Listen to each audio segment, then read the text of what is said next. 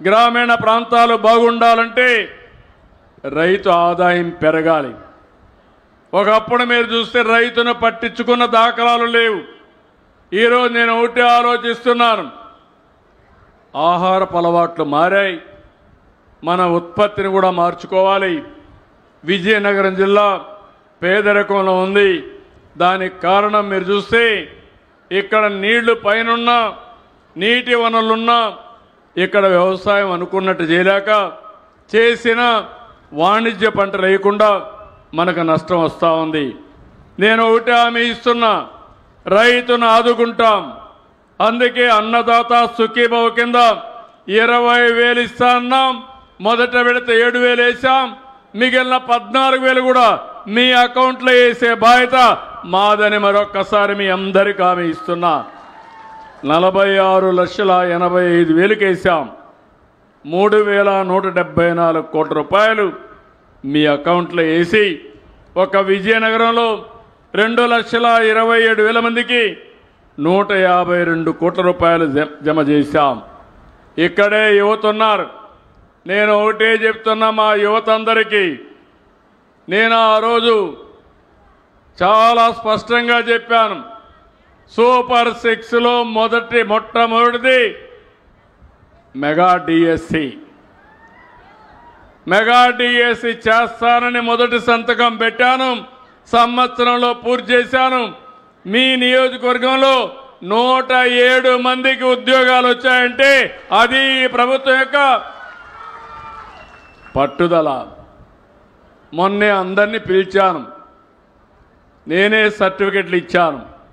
వాళ్ళ ఆనందం చూస్తే నేను చాలా మీటింగులకు వెళ్ళాను, కానీ వాళ్ళ ఉద్యోగం వచ్చిన వాళ్ళందరూ చాలా జుబిలెంట్గా ఉన్నారు, చాలా ఆనందంగా ఉన్నారు.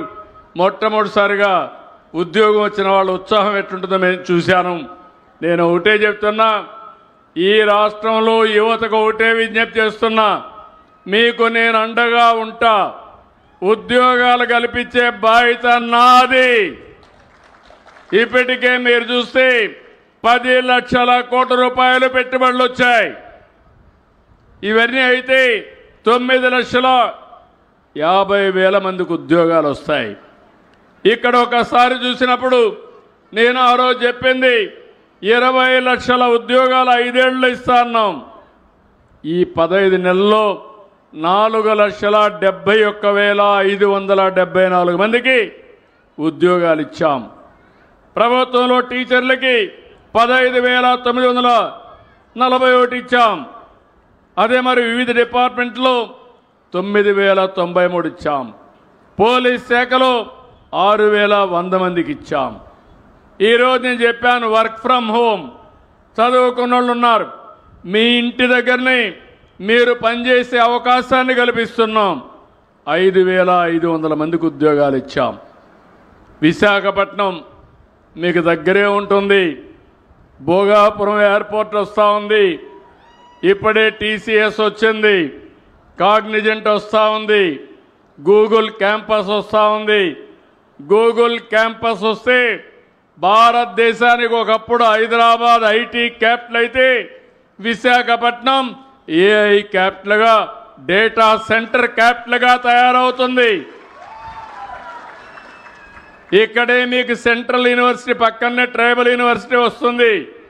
ఇక్కడ చదువుకుంటే నేరుగా విశాఖపట్నం పోయి వేరే ప్రపంచానికి పోయే పని లేకుండా ఉద్యోగాలు వస్తాయని చెప్పి కూడా నేను మీకు తెలియజేస్తున్నా. ఈరోజు అన్నా క్యాంటీన్ పేదవాళ్లకు 5 రూపాయలకే భోజనం పెడుతున్నాం. ఇంకా దీన్ని పెంచుతున్నాం. పెంచి ఎక్కడికక్కడ ఎలాంటి ఇబ్బందులు లేకుండా ముందుకు తీసుకుపోతున్నాం. తొందరలోనే అందరి ఆరోగ్యం కోసం హెల్త్ ఇన్సూరెన్స్ పెట్టాం. డబ్బులుండేవాళ్ళు లేని వాళ్ళని వ్యత్యాసం లేకుండా ప్రతి ఒక్కరికి 2,50,000 రూపాయలు యూనివర్సల్ హెల్త్ ఇన్సూరెన్స్ చేసిన పార్టీ ఇది. దేశంలో ఎక్కడా జరగలేదు, మన దగ్గరనే చేశాం. పేదవాళ్ళకి ఇప్పుడుండే దాన్ని కంటిన్యూ చేసి 25 లక్షల వరకు ఇస్తానని చెప్పి నేను అందరికీ తెలియజేస్తున్నా. ఇంకో పక్కన ఈరోజు మీరు చూస్తే 2029కి అందరికీ ఇళ్లు కట్టించే బాధ్యత నాది. 2 సెంట్లు పట్టణ ప్రాంతాల్లో, గ్రామీణ ప్రాంతాల్లో 3 సెంట్లు ఇస్తాం. ఈ నెలలోనే దీపావళి కంటే ముందు 3 లక్షల ఇండ్లకు గృహప్రవేశం చేసి వాళ్ళందరికీ నిజమైన దీపావళి పండుగ ఏర్పాటు చేసే బాధ్యత మాదని మీ అందరికీ ఆమె ఇస్తున్నా. ఇంకొక 6 లక్షల ఇండ్లు రాబోయే సంవత్సరం జూన్ లోపల పూర్తి చేస్తాం. నిన్న మొన్న మీరు చూశారు, మీ అందరికీ దసరా, దీపావళి, జీఎస్టీ వచ్చింది. దీనివల్ల సూపర్ జీఎస్టీ వల్ల మీ పొదుపు కూడా సూపర్గా చేసుకునే అవకాశం వచ్చింది. ధరలు తగ్గాయి, కొనుగోలు శక్తి పెరిగింది, మీ ఆదాయం పెరుగుతుంది. మీరు వాడే అన్ని వస్తువులను మీరు చూస్తే నిత్యావసర వస్తువులు కానీ, మందులు, వ్యవసాయ పరికరాలు, కారు కావాలంటే కారు కూడా ధర తగ్గింది, ఎలక్ట్రానిక్ వస్తువుల ధరలు తగ్గాయి. ఈ విధంగా మొత్తం పేద మధ్యతరగతి కుటుంబాలకి వెసులుబాటు కల్పిస్తూ ఎక్కడ కూడా కన్ఫ్యూజన్ లేకుండా, ఒకప్పుడైతే ఎంత ఇస్తారో తెలిసేది కాదు. ఈరోజు 2.518.0 పేదవాళ్ళు వాడే వస్తువులకి ట్యాక్స్ లేదు. కొన్ని వస్తువులకు 5%. బాగా పెద్దవాళ్ళు ఉంటే అలాంటి వస్తువులకు మాత్రం 18% చేశారు. దీనివల్ల రాష్ట్రంలో 8,000 కోట్ల రూపాయల ఆదాయం తగ్గుతుంది. తగ్గినా పర్వాలేదు, మా పేద ప్రజలకి 8,000 కోట్ల రూపాయల ఆదాయం వస్తుందని చెప్పి మీ అందరికీ తెలియజేస్తున్నా. కొత్త స్లాబ్ల వల్ల ప్రతి నెల దగ్గర 1,500 రూపాయలు మీకు ఆదా అవుతుంది. ఇంకో పక్క శుభవార్త, నేను ఒక మాట చెప్పాను, నేను కష్టపడతాను, నా అనుభవంతో పనిచేస్తాను, ప్రభుత్వాన్ని ఘాట్లో పెడతాను, సమర్థత పెంచుతాను, అభివృద్ధి, సంక్షేమం, సుపరిపాలన ఒక పద్ధతి ప్రకారం తీసుకుపోతానని చెప్పాను. ఈరోజు నేను అడుగుతున్నాను, ఈ ప్రభుత్వ సమర్థ పాలనలో అర్హులైన ప్రతి ఒక్కరికి సంక్షేమ కార్యక్రమాలు అందిస్తున్నాం. ఇప్పుడు నేనే ఒక కిడ్నీ పేషెంట్ ఇంటికి వెళ్ళాను. దురదృష్టం వెంటాడింది. తల్లి ముందుకొచ్చింది, కిడ్నీ తల్లి డొనేట్ చేసింది, ఆపరేషన్ చేసుకున్నాడు, ఉన్న 3 ఎకరాలు అమ్మేశాడు. అప్పట్లోనే నేను 1,60,000 రూపాయలు డబ్బులు కూడా ఇచ్చాను. కానీ అప్పులు చేసి కిడ్నీ ట్రాన్స్ప్లాంటేషన్ చేసుకున్నాడు. దినదినం గండంగా భావిస్తున్నాడు. ఈరోజు నేను వచ్చి అలాంటి కిడ్నీ పేషెంట్కి 10,000 రూపాయలు ఇచ్చాను. అది ఇచ్చినప్పుడు నాకు అనిపించింది నా జన్మ సార్థకమైందని చెప్పి ఆనందపడుతున్నాను. అదే సమయంలో ఆ తల్లికి 6,000 ఇచ్చాం. అంటే ఇతనికి 1,20,000 వస్తుంది, తల్లికి దగ్గర 72,000 వస్తుంది. 2 పిల్లలున్నారు, 2 పిల్లలకు ఒకటే చెప్పాను, 15,000 రూపాయలు వేసాం. మొన్నే తల్లికి వందనం వల్ల 26,000 వచ్చింది. అంటే మీరు గుర్తుపెట్టుకోవాల్సింది, ఒక కుటుంబానికి దగ్గర 2,20,000 రూపాయలు ఈ ప్రభుత్వం వల్ల వచ్చిందంటే దానికంటే తృప్తి ఉంటుందో మీరు ఒక్కసారి ఆలోచించమని మిమ్మల్ని అందరినీ కోరుతున్నాను. అర్హులందరికీ న్యాయం చేయాలి, దానికోసం ఈ ప్రభుత్వం ఉన్నాం. ఇంకో పక్క సమర్థత పెంచుతున్నాం.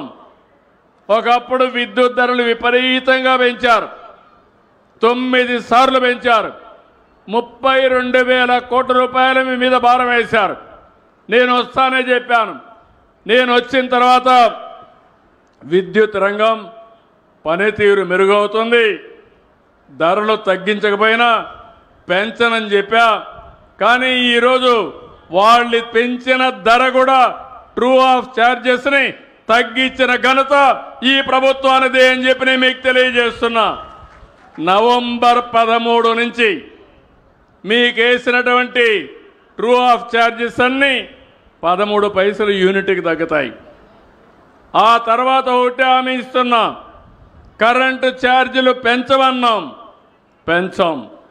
అవసరమైతే కరెంటు ఛార్జీలు తగ్గించే దిశగా నా పరిపాలన ఉంటుందని మరొక్కసారి మీ అందరికీ హామీ ఇస్తున్నా. ఎక్కడికక్కడ వోల్టేజ్ ఉంటుంది, కరెంటు కట్టలుండవు, ధరలు పెరగవు.